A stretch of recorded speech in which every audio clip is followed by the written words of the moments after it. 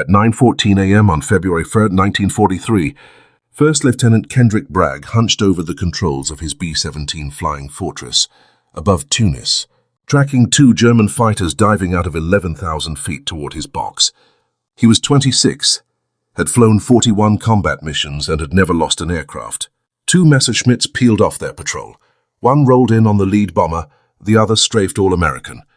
The mission had launched 3 hours earlier from Biscra airfield in Algeria.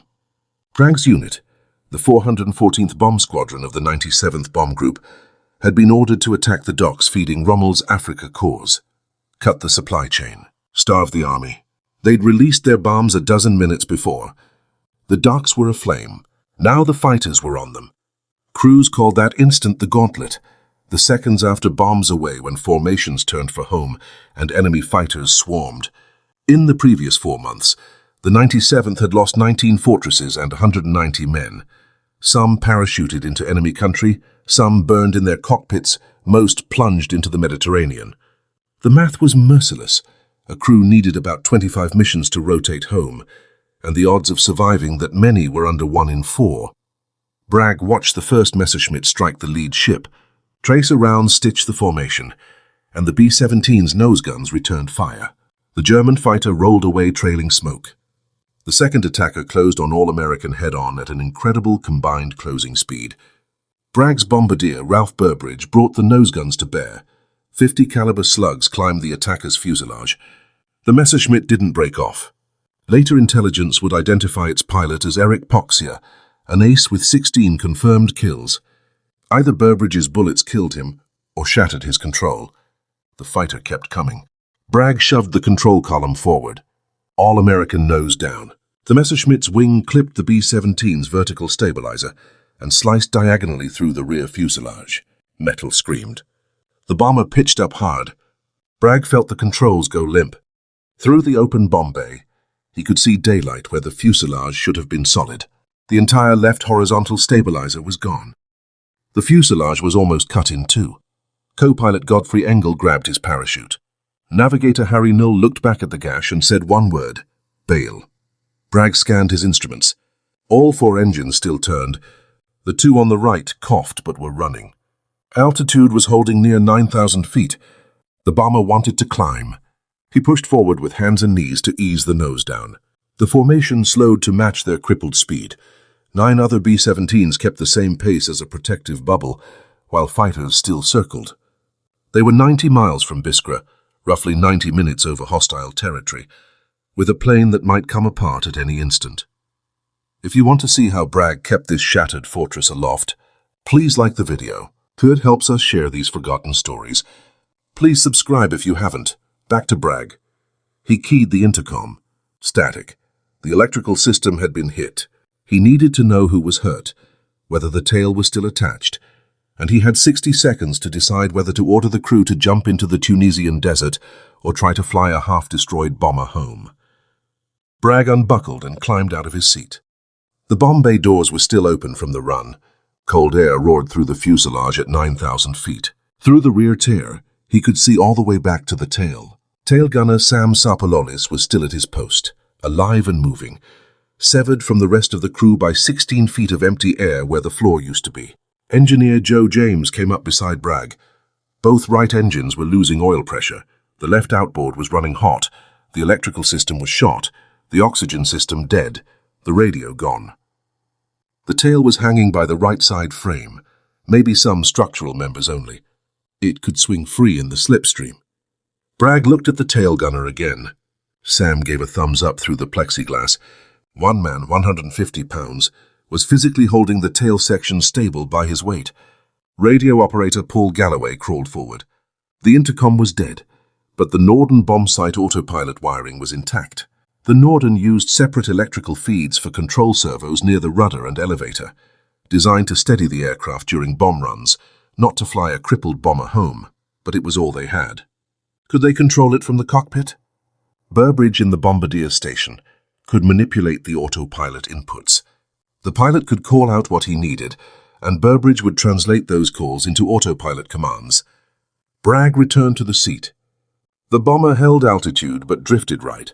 Every control felt like pushing against a wall. because the torn tail produced massive asymmetric drag. He told the co-pilot, "We try for Biscra." The co-pilot said the formation would stay with them until they were clear of the fighter threat. Then they'd be on their own. "Start dumping weight, ammo, guns, anything not bolted down." Bragg keyed the dead intercom and, remembering it wouldn't work, sent James crawling back through the plane with the orders: strip the aircraft, throw everything out. They had to stay airborne for an hour and a half on 2.5 engines and half a fuselage. Waist gunner Michael Zuck hauled his .50 caliber mount, some 700 pounds, through the hull. It tumbled away toward the desert.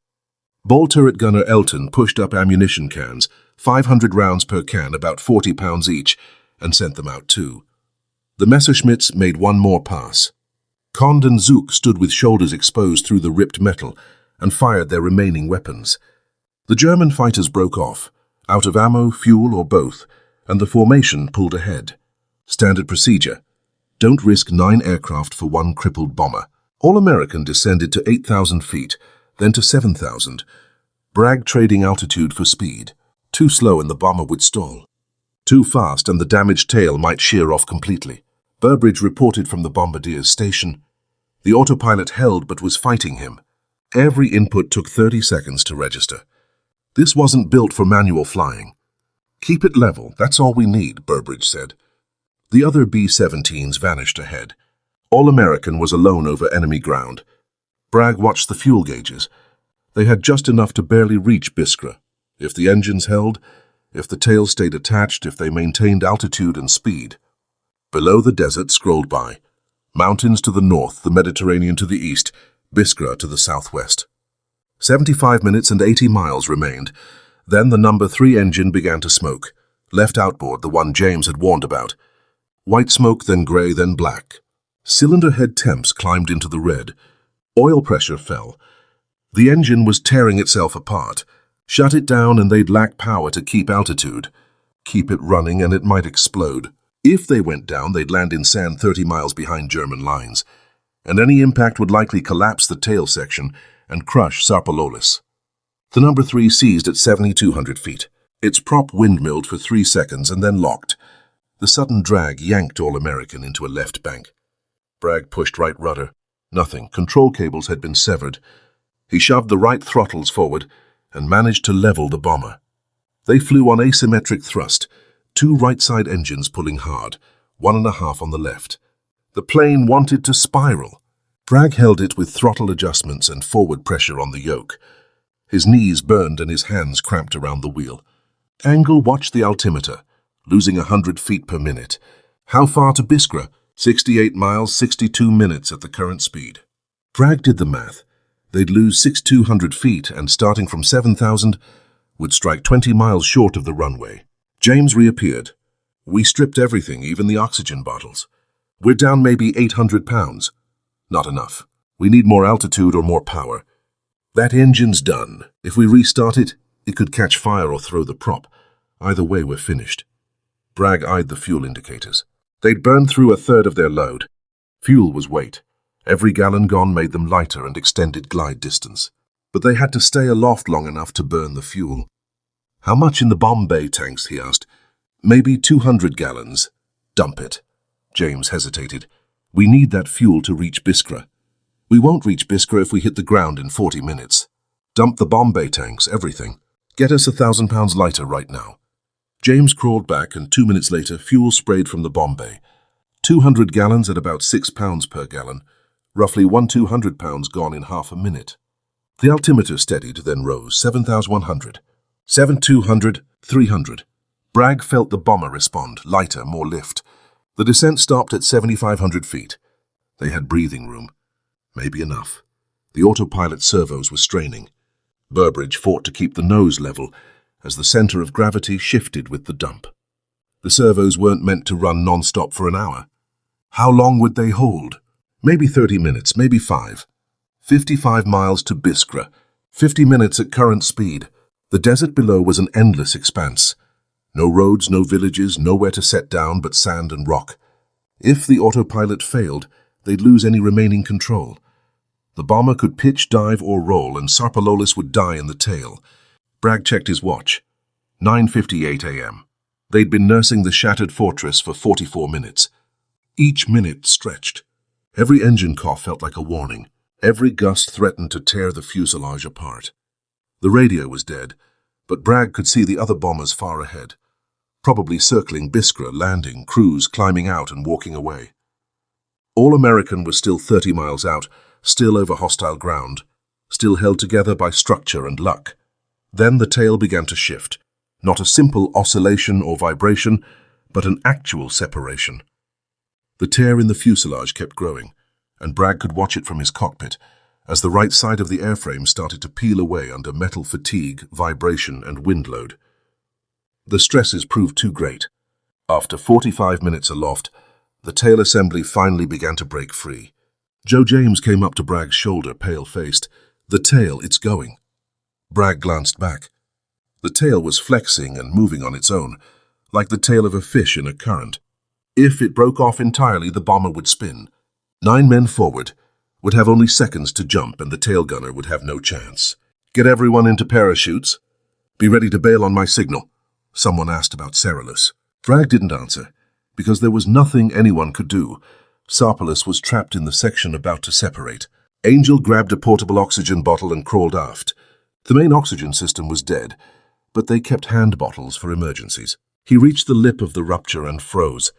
16 feet of empty space to the tail. No one could cross it. He signaled to Perilous to come forward to crawl. The tail gunner stared at the gap and then at the flexing tail and began inching forward. Every shift of his weight made the tail bounce. If the section came away while he moved, he would go with it. Perilous hauled himself along, 6 feet, 8 feet, 10 feet, until he reached what remained of the connection. He stretched his arm across the void. Angel reached out too, but their hands were 3 feet apart. James appeared with parachute lines and tied them together into a roughly 20-foot nylon rope. Heaved one end to Perilous, who looped it around his wrist. James and Angel heaved. Perilous pushed off the tail and swung across the space, his boots finding the fuselage edge, and they dragged him in. The tail flexed anew now that its wake was gone, and began moving more violently. The metal shrieked. They were 23 miles from Biscra, about 19 minutes of flying time, and the tail had to hold for that long. Bragg eased the throttles back a bit. Reducing power lowered structural stress, but also bled altitude. 7,000 feet. 6,800. 6,500. The altimeter unwound steadily. Biscra came into view, a flat patch of desert with 3 dirt strips scored into the sand, a few tents and some fuel trucks. The other B-17s from the raid were already on the ground, tiny shapes lined up along a runway. "Burbridge, can you get us aligned for landing?" Bragg asked. "Autopilot's barely responding. Servos are cooked, but I'll try." All-American descended through 5,000, 4,000, 3,000 feet as the field grew larger, and Bragg spotted men on the ground watching. Someone must have radioed ahead that a crippled bomber was inbound. At 2,000 feet, Bragg fired 3 red flares as an emergency signal. Wounded aircraft coming in, clear the runways. The flares climbed and bloomed, visible for miles. Ground crews scattered and vehicles cleared the strips. The other fortresses taxied away, and All-American had the airfield to itself. Altitude 1,000. Airspeed 130. "We're high and fast," Angel called. Bragg pulled throttles back further. The engines slowed and the bomber settled. 800, 600, 400 feet. He could make out individual men now, some running, some shading their eyes. "Gear down." Engel reached for the landing gear lever and hesitated. If the gear wouldn't lock, they'd belly the aircraft. Would it be worth the attempt? Try. If the nose gear collapses, it could relieve stress on the tail and keep it from tearing off on impact. The gear motor groaned, and Bragg felt the thump as the main wheels locked. The tail wheel indicator stayed dark. The tail wheel was still attached to the tail, and the tail itself was barely hanging on, but at least the mains were down. 200 feet. The dirt runway filled the windscreen, packed so hard it looked like concrete, and Bragg eased the control column back. Too much back pressure and the tail would dig. Too little, and the nose gear might collapse. He needed to keep the tail clear as long as possible, so the mains would take the touchdown. 100 feet, 50. The bomber kissed the runway. Dust erupted behind it. All-American bounced, settled, and the wheels bit into the surface as it rolled at roughly 80 miles per hour. The tail then dropped. Metal screamed as it scraped the packed sand, and the aft structure began to collapse. Sparks flew, and a grinding howl of aluminum on dirt filled the air. Bragg kept the column back, holding the nose up to delay the nose gear bearing weight. 70, 60, 50 miles per hour.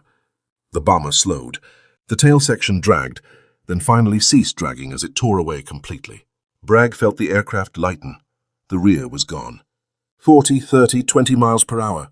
All-American rolled to a halt about 800 yards down the runway. The engines were still turning. Angel reached and pulled the mixture controls to idle cutoff, and the motors died one by one. Silence settled. Bragg sat, legs shaking, fingers clamped to the control column until Angel pried them loose. James came forward. "Everyone's alive." No injuries. "Sarpalis is out," they began to evacuate. Bragg climbed from his seat on wobbly knees. He'd been flying for 4 hours, the last 90 minutes at peak tension. Every muscle cramped. Walking aft through the gutted fuselage, he reached the gash and could see straight through to the runway behind them. The tail section lay 200 yards back on its side, the vertical stabilizer bent and the horizontal stabilizer missing, but still recognizable as part of an aircraft a few minutes earlier. Bragg climbed down through the opening. His boots hit the desert. Ground crew sprinted toward the bomber. An ambulance pulled up and medics jumped out with stretchers, but Burbridge waved them off. "We're fine. Nobody's hurt." The medics looked from the battered aircraft to the crew and back and asked the obvious question. How? Bragg walked around and studied All-American from the outside. Lieutenant Charles Cutforth would take the famous photograph 10 minutes later from another B-17, but the damage was plain without it. The left horizontal stabilizer ripped away at the root, the vertical stabilizer mangled, the rudder barely hanging on. A diagonal gash ran from the top turret to where the tail had been, and daylight showed through a 16-foot opening. 2 engines on the right were wrecked, and oil streaked the wings. The left outboard engine was seized, and only one of 4 engines was undamaged. The electrical and oxygen systems were destroyed, the radio in pieces, and control cables dangled from the severed tail. Navigator Harry Newell stood beside Bragg and began taking photos. "Nobody's going to believe this," he said. The ground crew chief, Hank Highland, who had been maintaining All-American since she arrived in North Africa 3 months earlier, walked slowly around the wreck, running his hand over torn metal and peering into the tier before stopping at the detached tail. "Lieutenant, how did you bring this back?" Highland asked. Bragg explained, "Norden autopilot. We couldn't use control surfaces directly, so Burbridge worked the bombsight servos for 90 minutes. We dumped fuel to gain altitude and jettisoned guns and ammo to shed weight. We flew on asymmetric power after number 3 seized." Highland looked at the 10 men, all walking unhurt, and then back at the aircraft. "This airplane shouldn't have come back. The tail should have separated over Tunisia. You should be dead or prisoners." Highland was right. By every structural calculation, aerodynamic law and engineering principle, the B-17 should have broken up over enemy territory. That it survived was not merely skill, training, or luck, but a consequence of the fortress's design. The Boeing engineers had chosen a semi-monocoque fuselage with heavy longitudinal stringers and deep circular frames spaced about every 20 inches. Unlike many aircraft that relied on the skin to carry loads, the B-17 used an internal skeleton, with the skin secondary. Damage could redistribute loads through the frames, so the airplane could lose whole sections and yet remain structurally sound. All-American had lost its left horizontal stabilizer, which normally provides downforce to balance the nose-heavy bomber, but the right stabilizer remained intact, and the design still allowed enough control authority from one stabilizer to keep flying, just barely. The fuselage had been cut nearly in 2, but the right side structural members held. 4 main longerons ran the length of the fuselage. All-American had lost 2. The 2 remaining longerons ended up supporting the whole structure, never intended to bear that burden, yet they held for the full 90 minutes. The engines sat on a wing spar that ran entirely through the fuselage and was structurally independent. When the Messerschmitt struck, the wing fuselage attachment was undamaged, so the wings stayed secured and the engines kept turning, and as long as the wings remained attached, the airplane could keep flying. Within a week, a team of engineers arrived at Biscra, catalogued every fractured part, photographed every crack and calculated the forces All-American had endured. Their findings were sent to Boeing and other US manufacturers and produced immediate design changes. Closer frame spacing and stronger frames, redundant control runs, systems built to tolerate multiple failures, aircraft designed so crews could survive with as much as 30% structural loss. Meanwhile, the ground crews at Biscra spent 6 weeks repairing the bomber. They fabricated and fitted a new tail, spliced in replacement fuselage frames, refitted the left horizontal stabilizer, installed 2 new engines, and rewired the electrical network.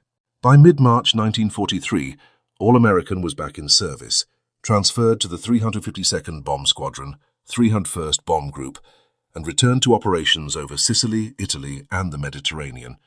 The machine that should have been cannibalized for parts flew for another 2 years.